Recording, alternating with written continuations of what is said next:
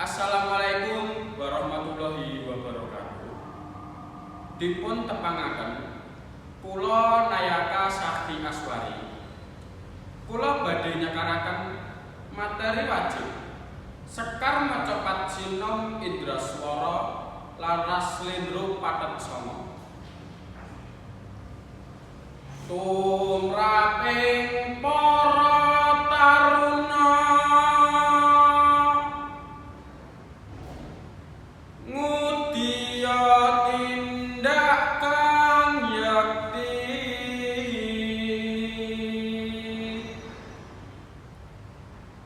laku jujur ugemana,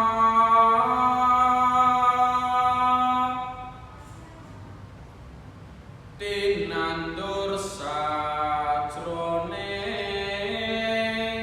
ati.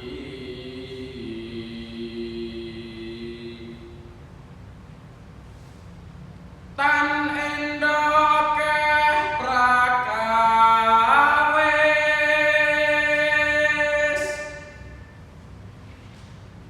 temah adil ananipun,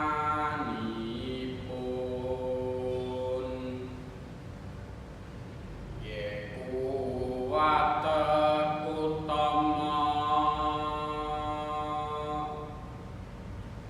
ngrumluhur anti korupsi.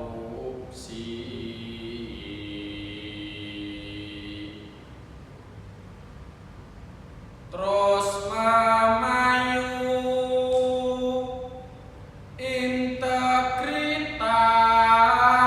mrih jinaga.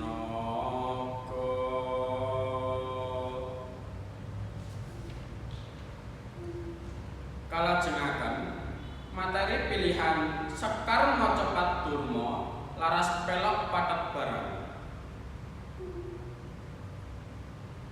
Integritas kekondelan kang sanyata,